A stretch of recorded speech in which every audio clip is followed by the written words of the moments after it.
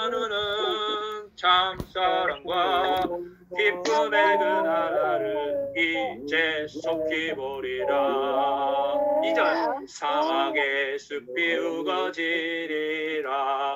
사막의 모든 새들 노래하리라.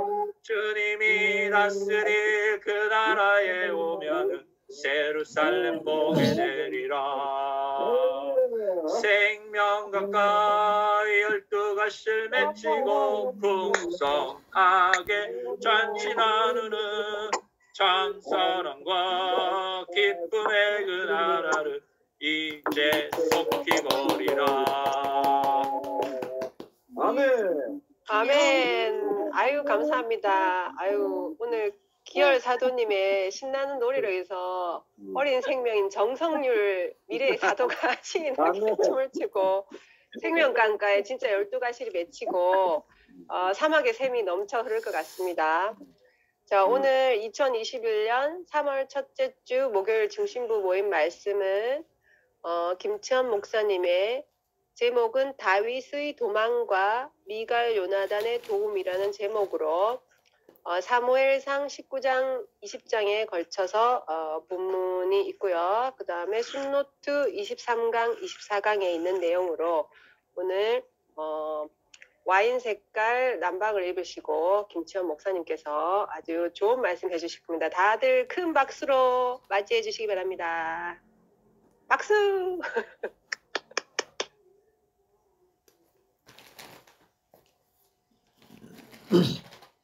안 들려요. 사회가 60%입니다. 너무 멋집니다, 목사님. 네, 말씀도 프로로 될는지 모르겠습니다.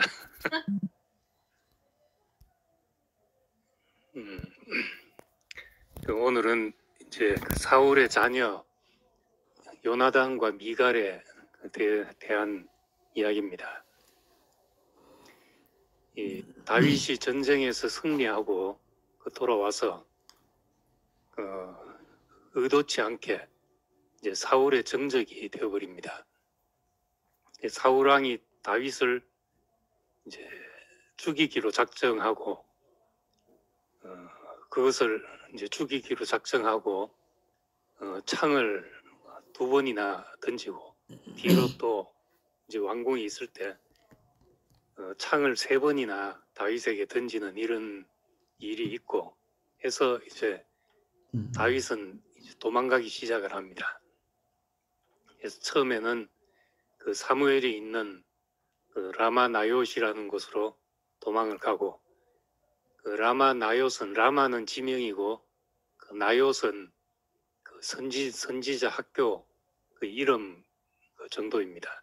그 라마 나요스로 도망을 가고 그 다음에 이제 다윗이 거기까지 쫓아와서 사울 왕이 다윗을 잡으려고 거기까지 이제 쫓아온 것을 알고 다시 이제 요나단을 만나러 갑니다. 그리고 이제 요나단이 제보를 해주고 해서 다시 광야로 이제 도망을 치고 그리고 최종적으로는 블레셋으로까지 망명을 합니다. 적에게 자기가 싸웠던 적에게 망명하는 그런 자리까지 가죠. 이 다윗이 망명해서 피난 다니는 그 행보는 제 다음 시간에 얘기를 하고 오늘은 이제 그 사울의 자녀인 미갈과 요나단에 대한 이야기를 중심으로 말씀하려고 합니다. 사무엘상 20장 3절에 보면은 다윗이 요나단에게 한 말이 나와 죽음 사이는 한 걸음뿐이다 이렇게 말합니다. 그 생명의 위협이 바로 이제 코앞에 닿았다는 말이죠. 자기가 있는 데서 자기를 향해서 죽이려고 창을 던지는 것을 3번이나 피하면은 이건 이제 보통 사람 같으면 살기 힘들죠. 뭐 누가 이제 밤에 전화 와서 싫은 소리 해도 잠을 못 자는 게 보통 사람인데 이 자기를 죽이려고 창을 3번이나 던지고 신하들에게 죽이라고 명령을 하고 그리고 자기를 잡으러 그 사무엘이 있는 선지 학교까지 그 피신해온 코앞까지 이제 쫓아와서 자기를 잡아 죽이려고 하는 이런 것을 경험했을 때 이제 보통 사람 같으면은 이제 거의 뭐 공황 상태에 이르고 이런 상황에서는 내가 이성으로 뭐 하나님을 의지하고 내가 어떻게 살고 이런 거 다 소용없고 그냥 이제 살 길을 찾아갈 수밖에 없는 이제 그런 상황이 됐습니다. 하나님은 이제 이 다윗에게 기름 부으신 이후에 그 블레셋에까지 망명해서 투항할 정도로 밑바닥까지 내려가도록 그렇게 연단을 하셨습니다. 우리 성경의 창세기에 아브라함, 야곱, 요셉 이 모든 성경의 인물들이 다 부르심을 받고 나서 연단의 길을 가게 됩니다. 아브라함에게 내 본토 친척 아비의 집을 떠나 내가 내게 지시할 땅으로 가라. 내가 너로 복을 주어서 내 씨로 하늘의 별 같고 바닷가의 모래 같고 그런 내 씨로 말미암아 그 복을 얻게 될 것이다 하는 이제 말씀을 듣고 나서 그 약속이 있고 모든 게 끝난 게 아니라 그 약속이 아브라함 인생의 시작이 되었습니다. 그래서 그때부터 이제 연단을 받고 이스마엘을 낳아서 집안의 어려움을 겪기도 하고 소돔 전쟁을 겪기도 하고 그 여러 가지 과정을 거치게 됩니다. 야곱도 이제 그냥 장자의 명분을 탐내고 사모했을 때는 인간적인 욕심이었지만은 이제 형에서를 피해서 도망할 때 그 베델에서 하나님이 나타나셔서 이제 그에게 약속했습니다. 그 베델에서 하나님이 나타나신 걸 보고 그 서원을 하게 됐죠. 그 뒤로 험악한 세월을 살게 된 것입니다. 나중에 바로왕 앞에서 내가 나그네 인생길 130년 험악한 인생을 보냈습니다 하는 것은 전부 이제 하나님의 나타나심이 있고 나서 그 이후의 일이었던 것이죠. 요셉도 이제 먼저 꿈을 꾸지 않았습니까? 다 볕단들이 이제 절을 하더라. 별들이 내게 절을 하더라. 형들이 자기에게 절을 하는 이상을 봤습니다. 그 창세기 마지막에서 그 이상이 이루어지기까지 죽음의 위험을 넘고 팔려가기도 하고 또 누명을 덮어서고 옥에 갇히기도 하고 그런 과정을 거쳐서 만민을 살게 하는 사람으로 애굽의 총리로 그렇게 서게 됐습니다. 나무가 이제 무엇에 쓸 건지 용도가 결정되고 나면은 그 다음에 이제 자르고 다듬고 하는 일이 시작됩니다. 책상으로 쓸 건가, 집 대들보로 쓸 것인가, 아니면 바둑판으로 쓸 것인가. 이것이 이제 정해지고 나서 어떻게 다듬어져야 될까 하는 것이 이제 그 뒤로 이제 정해지게 되는 것입니다. 우리에게 하나님의 목적을 두신 이후에 우리가 하나님의 말씀이 들리고 하나님의 목적을 알게 되고 내 인생에 가는 길이 보인 다음에는 그 다음에는 그 목적에 합당하도록 우리를 그 다듬는 연단의 손길이 있게 된다는 겁니다. 그 교회 왔는데 내가 왜 더 이렇게 힘이 드는가? 하나님 말씀이 듣는데 내겐 왜 이런 어려움이 있는가? 그것은 하나님이 우리에게 목적을 두셨기 때문에 연단하시는 길이 우리에게 펼쳐지기 때문에 그렇다는 겁니다. 그래서 히브리서 5장에 보면은 그가 아들이시면서도 받으신 고난으로 순종함을 배워서 온전하게 되셨다. 아들이시면서도 받으신 고난으로 순종을 배워서 온전하게 되었다. 하신 것처럼 우리도 꼭 그런 길을 가게 됩니다. 그래서 인생의 목적이 없을 때는 하나님의 말씀이 없다면 우리 인생에 일어난 일은 그냥 고생인 것이요. 요즘은 이제 말 앞에 개자를 잘 붙이니까 개 고생하는 거죠. 좋아도 개자를 붙이더라고요. 개 좋다 그러고 개 즐겁다 그러고 하여튼 좋든 나쁘든 그 개 고생이 될 건데 부르심의 목표가 있기 때문에 그 하나님의 다루심으로 해석되게 되고 연단이다. 그것이 나에게 축복이다. 이렇게 보게 됩니다.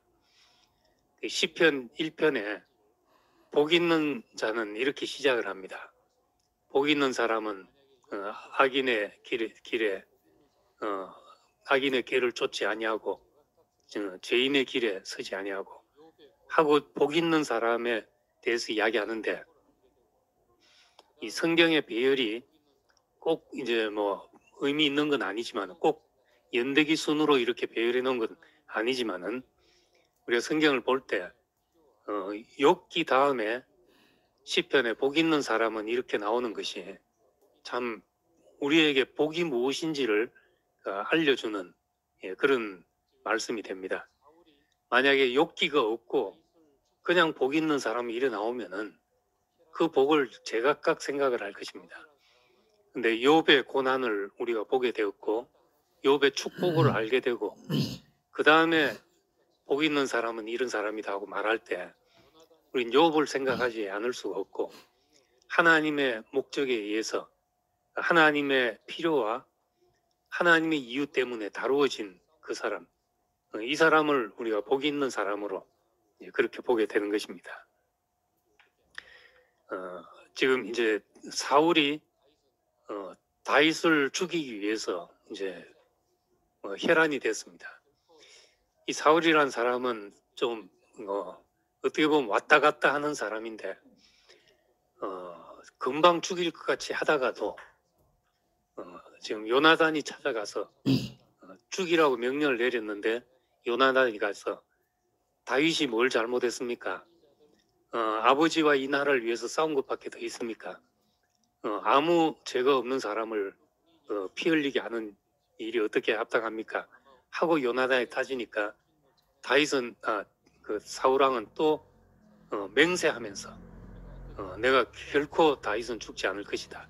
이렇게 이제 맹세하기도 하고 그랬다가도 또 이제 다윗을 보면은 죽이려고 창을 들고 이런 사람이었습니다. 그리고 이제 다윗을 쫓아가다가 선지 학교에 들어가니까 라마 나요세 가니까 선지자들 틈 사이에서 그 선지 생도들 사이에서 예언까지 하더라는 겁니다. 그 분위기에 가니까 또 그렇게 됐죠. 아마 우리 교회에 왔으면 또 주님을 찬양합니다 하고 했을지 모르는 사람입니다. 그러니까 하여튼 뭔가 빈 그릇처럼 어떤 상황에 가면은 정신이 차려지고 또 다윗을 보면 또 죽이려고 혈안이 되고 하여튼 종잡을 수 없는 그런 사람이었습니다. 그래서 지난 시간에 말한 것처럼 그 다윗에게 올무를 놓기 위해서 다윗을 죽이려고 올무를 놓기 위해서 누구든지 전쟁에서 이겨 돌아오면 내 딸을 주겠다 이렇게 하고 또 이제 다윗이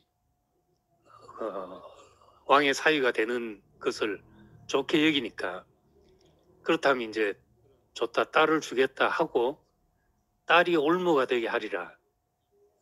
자기 딸까지도 올무가 되게 해서 다윗을 죽이고 싶었던 그런 사람입니다. 그래서 이제 블레셋 군대와 싸워서 포피 100개를 배우면은 내가 딸을 주겠다 이렇게 했는데 다윗이 포피 200개를 배워가지고 그 딸 미갈을 그 아내로 삼게 되었죠. 사울의 딸 미갈은 이 올무를 놓기 위한 미끼 같은 그런 사람이었습니다. 근데 어쨌든 미갈이 다윗의 아내가 되었습니다. 그리고 미갈은 아버지 사울이 남편 다윗을 죽이려는 걸 알고 사람들을 보내서 자기 집에서 잡아내려고 한 걸 알고 창으로 달아내려서 다윗을 도망가게 했습니다. 그리고 이제 침대에 사람이 있는 것처럼 꾸며놓고 아프다 하고 지금 내 남편이 아프다 하고 돌려보내고 아픈 게 어디 있냐 침대채로 들고 내 앞으로 데려오라 이랬는데 이제 뒤로 보니까 그 다윗은 이미 도망가고 없었습니다. 이렇게 이제 다윗이 살도록 도운 사람이 됐죠. 그 사울 왕은 자기 딸을 올무로 놓아서 결혼을 시켜가지고 전쟁터 나가서 싸우고 돌아오면은 주겠다 해서 블레셋 사람의 손에 의해서 죽게 만들려고 딸을 줬는데 이 사울의 딸 미갈은 다윗을 도피시키고 다윗을 살도록 도운 사람이 되었습니다.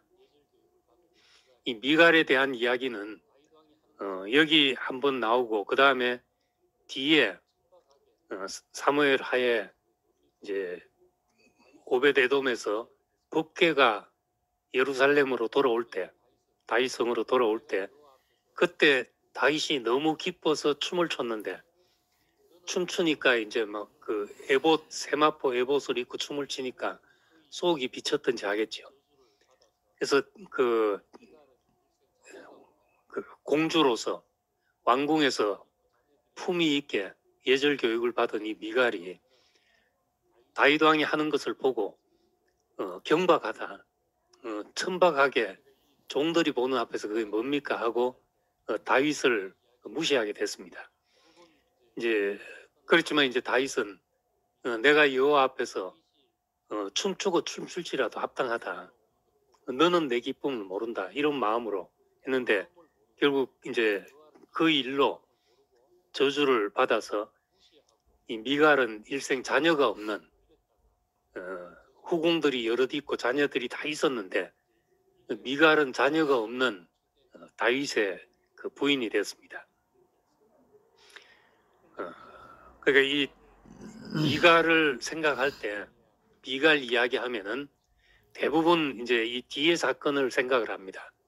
미갈은 다윗이 법궤가 왕궁으로 돌아오는 것을 보고 기뻐서 춤췄는데 그 마음을 모르고 여호와를 기뻐하는 그 마음을 모르고 무시하고 천박하게 생각하고 이랬다가 저주를 받아 자식이 없은 사람이다. 이제 이게 미갈에 대한 주된 기억으로 그렇게 있습니다. 그런데 이제 이 미갈을 우리가 어떻게 평가해야 되는가 하는 거죠. 미갈의 사람을 우리는 어떻게 봐야 되는가. 앞에 잘한 것도 있고 뒤에 잘못한 것도 있습니다. 다윗이 살도록 도운 사람이고 아내지만은 또한 생명의 은인이잖아요. 생명의 은인인데 또 뒤로 가서 다윗의 그 신앙에는 동참을 못한 사람이죠. 그 다윗의 즐거움, 여호와로 인해서 즐거워하는 거기에는 이제 참여가 안 되는 사람이란 겁니다. 우리도 보면 이제 그런 사람들이 있을 수 있잖아요. 우리도 좋아하고 교회도 좋아하고 호의는 베푸는데 말씀을 못 알아들어서 간증할 때 막 충만해서 날뛰는 걸 보면은 저 뭐 하는 건지 모르겠다 하고 도저히 간증에 동참 안 되고 그러면 우리 이제 저건 말씀 못 알아들어서 그렇다고 쉽게 판단하기 쉽지요. 그런 사람으로 이제 생각할 수가 있습니다. 그런데 우리가 어떤 사람이든지 잘한 일만 있는 사람은 성경에 아무도 없습니다. 이제 예수님하고 구약에서 굳이 말하라면 이제 요셉 정도 말고는 다 이제 공과가 있죠, 사람들. 예, 공과가 있고 업적과 허물이 있습니다. 근데 이제 이 세상에서 정적을 죽이는 방법은 그 사람의 악행들만 모아서 전시하는 거죠. 예. 근데 또 어떤 경우에는 그 사람이 죽고 나면은 좋은 일만 골라서 이제 미화하기도 합니다. 어쨌든 우리는 이제 미갈을 어떻게 봐야 되는가? 미갈이 없었다면은 다윗은 살아남을 수 없었던 사람이죠. 다윗은 모세의 아내 그 십보라라는 여자가 있습니다. 이 십보라는 이방 여자잖아요. 미디안 제사장의 딸이었습니다. 그런데 이제 40년을 같이 살다가 갑자기 하나님의 부르심을 받아서 내가 내 동족을 구하러 가야 되겠다. 여호와의 말씀을 따라서 가야 되겠다 하고 나섰을 때 그 미갈이 십보라가 어떻게 했습니까? 그냥 순순히 놔줬겠습니까? 그 바가지 끌지 않았겠어요. 이 40년 동안 사실은 이 외로운 객지에서 모세를 살게 한 사람이죠. 그런데 이제 모세의 사역에는 동참할 수 없었던 사람이죠. 그래서 이제 부르심을 받고 나서 그 좀 이상한 한 사건이 나옵니다. 하나님이 모세를 그 호렙산에서 불러 세우시고 소명을 주셨는데 가는 길에 나중에 이제 바로왕으로 가기 전에 여호와의 사자가 모세를 죽이려 하는지라 하는 게 나옵니다. 모세를 죽이려 하니까 갑자기 이제 그 십보라가 자기 자녀들과 모든 그의 할례를 행하고 그 다음에 어떻게 했습니까? 이는 내 피남편이다 이런 말을 했습니다. 이 대목을 이제 주시해서 보셨는지 안 보셨는지 모르겠지만은 참 중요한 대목이죠. 예, 모세는 소명을 받았지만 그 아내 십보라가 받은 게 아니잖아요. 그 아내는 모세의 길을 이해할 수 없었던 겁니다. 왜 당신이 가야 됩니까? 왜 당신이라야 합니까? 하고 붙잡았을 게 분명하다는 겁니다. 근데 모세는 이미 하나님 앞에 붙잡힌 바 된 목숨이 된 거죠. 그러니까 하나님 앞에 붙잡힌 사람이 그 길을 못 갈 때는 죽는 것처럼 죽음과도 같은 그런 길이었다는 겁니다. 여호와의 사자가 모세를 죽이려 한지라 뭔지는 모르지만은 모세는 죽을 것 같은 고통을 느끼게 된 거죠. 십보라는 그제서 이제 알게 된 겁니다. 이 사람의 길이 있는데 내가 발목을 잡아서 그렇구나. 이 사람의 민족, 이 사람의 하나님 앞에서 이 민족들이 세운 언약인 할례를 그 40년 동안 십보라는 자기 자녀들을 할례줄 생각을 전혀 안 했던 거죠. 그 하나님과 자기는 상관없는 사람으로 살았던 겁니다. 근데 이제 뒤로 할례를 주고 피남편이다. 내에 대해서는 죽은 남편이다. 이렇게 선언하고 이제 보내게 됐던 겁니다.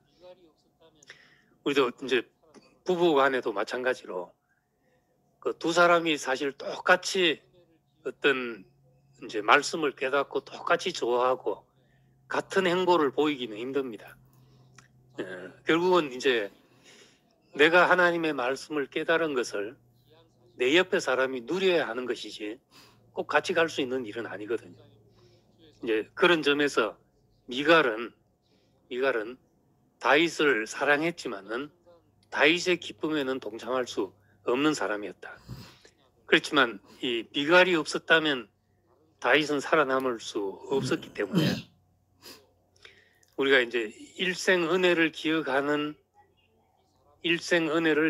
사람의 마음에는 이 자기를 살린 한 가지 사실만으로도 귀한 사실로 기억이 될 것이라는 겁니다. 저는 이제 목사님 주의 손에 이끌려 쓰신 그 책에 보면은 그 순간순간 목사님에게 은혜를 베풀고 이끈 사람들이 있잖아요. 그 신학을 가게 하고 또 다른 세계로 불러내주고 또 이제 이런 사람들이 있는데 이 사람들에 대해서 이 사람들이 우리가 생각하면은 지금 이분들이 우리 같이 말씀을 알아듣고 좋아하는 것도 아니고 한 번이라도 어떤 목사님의 사역에 대해서 깊이 공감하고 이해했는지 그것도 모르는 사람들이거든요. 그런데도 늘 우리 앞에서는 이분들에 대한 고마움 그리고 이제 이분들이 돌아가시고 나서도까지도 미망인들을 챙기시고 그렇게 은혜를 베풀고 하는 걸 보게 됩니다. 그 CCC 대표 목사님도 이 세상에서는 공과가 이제 있는 사람이거든. 논란이 있는 사람입니다. 이 사람이 독재 시절에 어떻게 했냐 이런 사람도 있고 또 정말 한국 복음화를 위해서 헌신한 사람이다 이런 사람이 있는데 어쨌든 이제 목사님한테서 지금까지 한 번도 이제 그분에 대해서 부정적인 이야기를 못 들어봤다는 거예요. 늘 그 은혜 베푼 사람만 은혜 베푼 그 자리만 기억하는 그 마음 그런 마음을 가진 사람이 만약에 이제 미가를 대한다면은 다윗을 살게 한 사람이구나 그렇게 보지 않겠냐는 거죠. 이 비운의 공주고 슬픈 왕비지만은 다윗 왕국의 일조를 한 그런 자매님이죠. 우리 식으로 말하자면 우리가 이런 눈으로 사람을 본다면은 더 많은 사람의 거처가 될 수 있는 겁니다. 사라라고 이름을 바꾸겠다. 귀부인에서 많은 사람의 의미로 그리고 아브라함으로 이름을 바꾸겠다. 고귀한 아버지에서 많은 사람의 아버지로 혼자 고상하고 무엇이 의가 반듯하고 이런 사람이 아니라 하나님의 궁극적인 목적은 우리로 하여금 많은 사람의 의미가 되고 아비가 되고 많은 사람의 거처가 되어서 나라가 될 수 있게 하는 것이 목적이라는 겁니다. 그런 의미에서 우리 미갈이 어떻게 평가되어야 될 사람인가 한번 이제 다시 생각해 볼 필요가 있죠. 다윗을 살게 한 그 사실만으로도 이 다윗의 여자들 중에 기억될 여자이고 참으로 귀한 여자라고 말할 수가 있습니다. 그 다음에 이제 중요한 이 요나단의 이야기가 다시 나옵니다. 다윗을 생명처럼 사랑했지만은 끝까지 사울의 집안에 남아 있었던 사람이 요나단이었습니다. 사무엘상 20장 17절에 보면은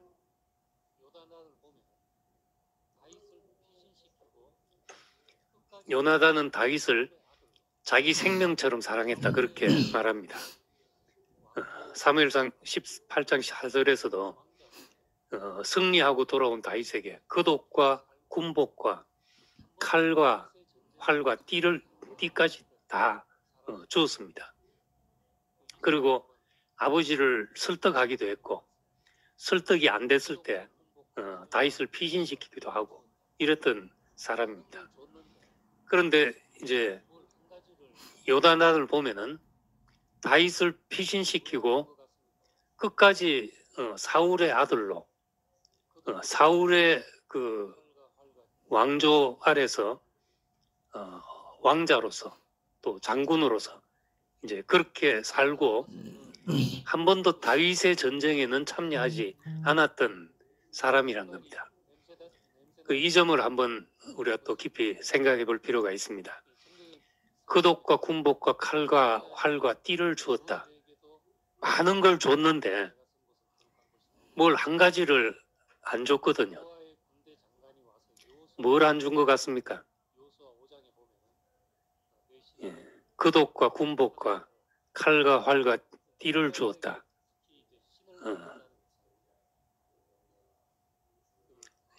신을 벗어서 주었다 하는 말이 없습니다.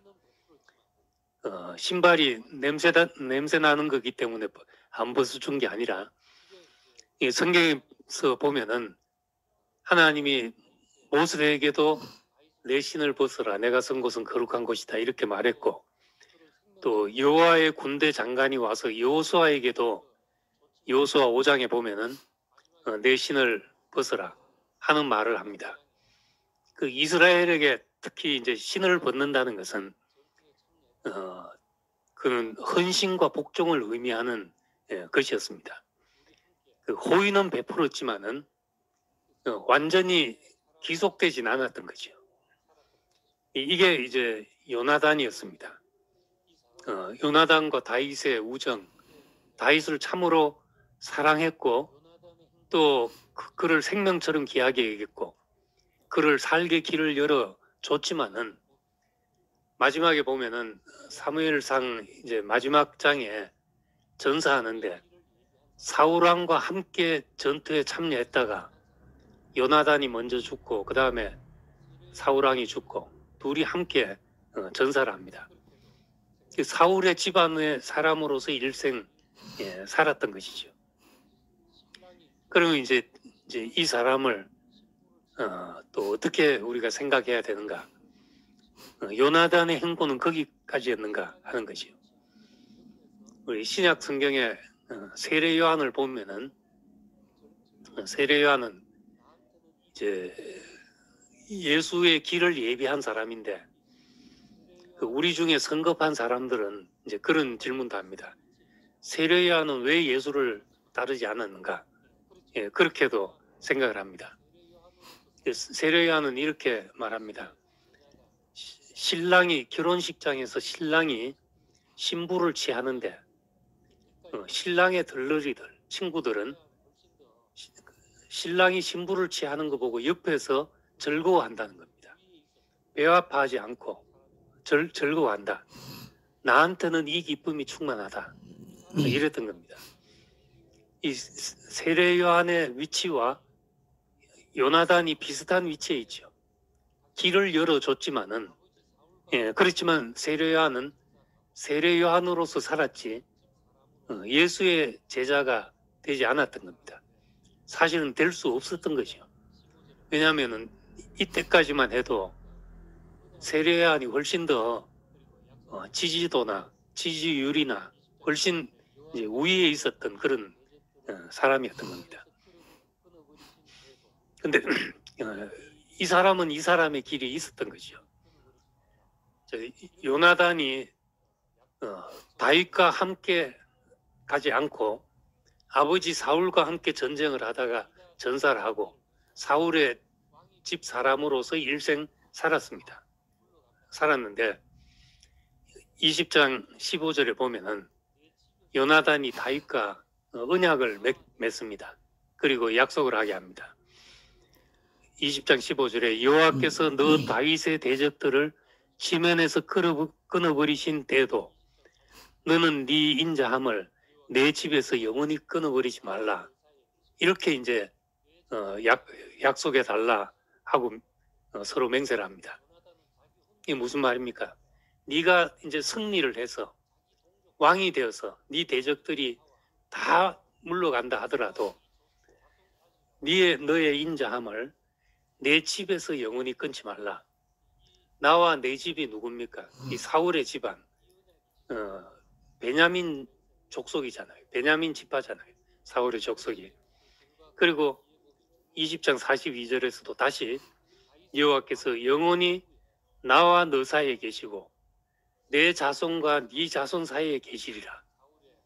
그러니까 요나단은 자기 혼자 어떻게 한 것이 아니라 자기 동족과 함께 베냐민 지파와 함께 나와 네 자손까지라도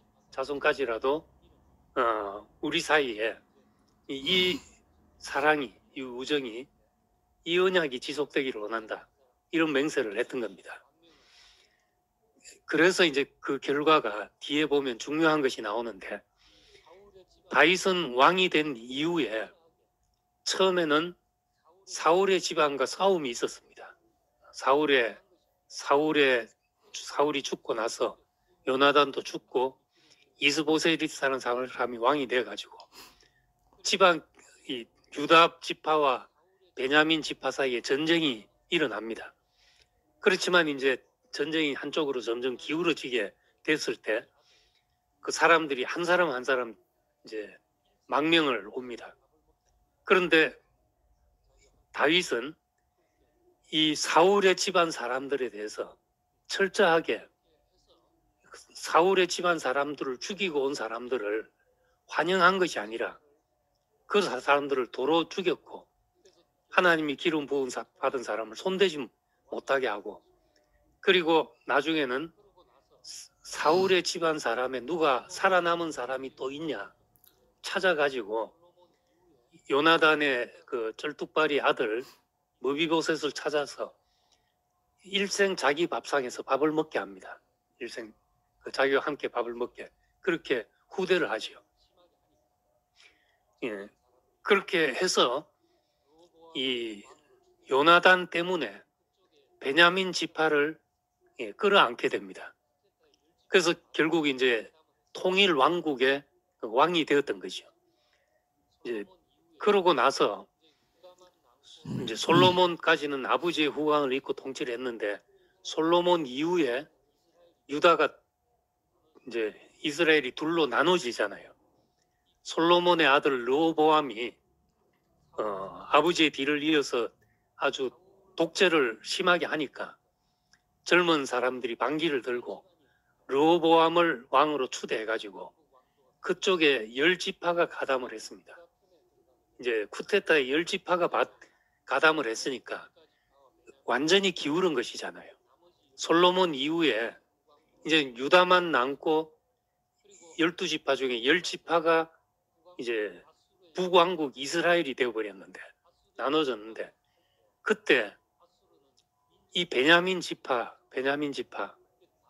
사실은 사울 왕의 정적이었던 이 다윗과 원수될 집안이었는데, 남북 왕조가 갈려질 때 남왕국 유다 편에 들어가게 됐다는 겁니다. 그래서 이제 유다에는 유다 지파와 베냐민 두 지파가 되고 나머지 10지파가 북왕국 이스라엘이 되었죠. 그리고 뒤로 가서 북왕국은 아수르에게 멸망하는데, 아수르에게 멸망할 때 아수르는 민족 말살 정책을 썼습니다. 이게 다 혼혈이 되어버렸죠. 유대인들이 사마리아를 무시한 게, 사마리아 지역이 이 북왕국의 중심 지역이었고, 그러니까 그쪽이 다 혼혈이 되어서 유대인들은 사마리아인들을 무시하고 상종을 안 하려고 했던 겁니다. 그래서 지금 이제 유대민족이라고 하는 것, 유대인이라고 하는 것은 실제적으로 유다와 베냐민 지파 두 지파밖에 없죠. 유대인이라는 거예요. 그래서 바울이 그 빌립보서 3장에 보면은 자기의 자랑을 잠시 늘어놓는데, 나도 자랑할 것이 없지 않다. 나는 육신으로는 베냐민 지파고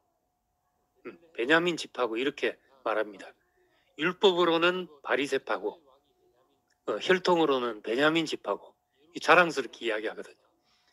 그 베냐민 지파를 왜 자랑스럽게 생각하는가 하면은, 이건 야곱이 사랑했던 그 야곱의 진짜 마음의 정부인 라헬의 자손이죠.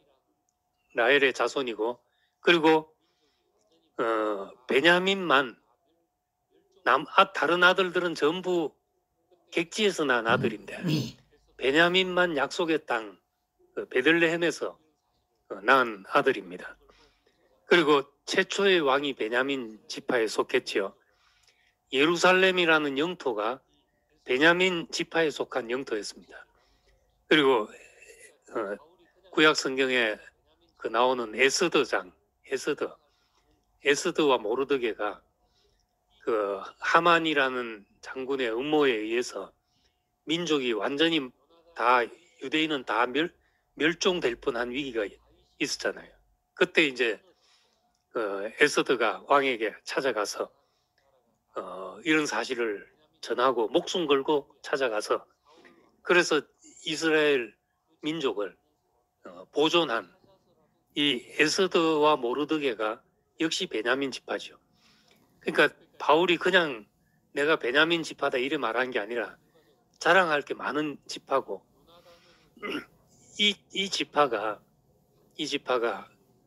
이 요나단이 다윗에 대한 사랑 때문에 다윗이 보온을 했고 그래서 나라가 다 그 베냐민 지파가 다 망한 이후에 사울 왕가가 망한 이후에 그 집안에 있는 사람들 찾아서라도 후대한 이제 그런 정책을 펴게 됐던 겁니다. 그러니까 우리가 결과적으로 보면은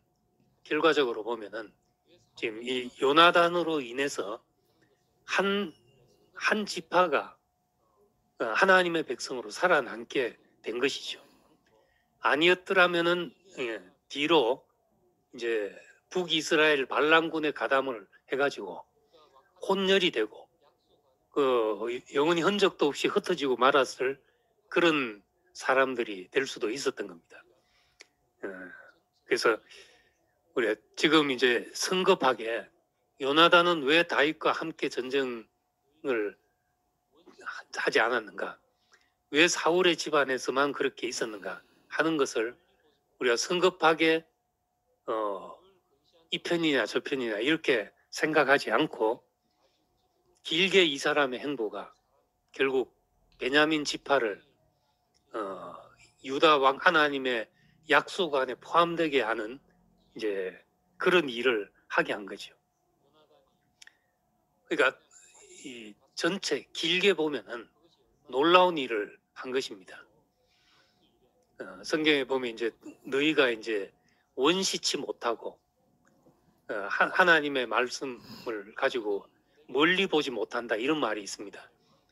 늘 근시안적으로 눈앞에 있는 어떤 현상에 좌지우지되고 우리가 그럴 사람인데 우리가 이제 성경에 이렇게 일어난 하나님의 경륜을 우리가 생각한다면은 길게 본다면은 이 요나단이 그냥 자기 길을 갔을 뿐인데 그것이 얼마나 뒤로 큰 일에 디딤돌이 됐는가 미끄럼이 됐는가 하는 걸 생각할 수가 있습니다. 우리도 마찬가지로 지금 내게 허락된 사람과의 관계가 먼 훗날 무엇이 되어 돌아올지 모르는 거죠. 그래서 우리 사람들을 대할 때 그 성급하게 우리 교회 안에서도 뭐 네가 이 말씀을 알아듣냐 못 알아듣냐로 나눈다든지 또 그 네가 다른 것과 정말 다 끊고 우리 교회에 들어왔냐 양다리 걸쳤냐 이렇게 생각하지 않고 이렇게 절구하는 것만 해도 의리냐 호의를 베푼 것만 해도 의리냐 예수님 말씀에 나를 반대하지 않는 자는 나를 위하는 자다 했는데 우리가 그렇게 할 때 정말 우리 세계가 넓어지고 또 하나님이 우리 인생을 통해서 길게 무슨 일을 하실지 모르고 먼 훗날 우리가 가는 길이 어떤 일의 초석이 될지 모른다 이런 생각을 가지고 살게 되는 겁니다. 다윗을 생명처럼 사랑했지만 사울의 집안에 남은 요나단 그렇지만 그것이 양다리 걸친 것이 아니라 먼 훗날 유다 지파와 베냐민 지파가 함께 하나님의 약속에 있게 한 그런 일이 되게 됐다 하는 겁니다. 여기까지 하겠습니다. 감사합니다.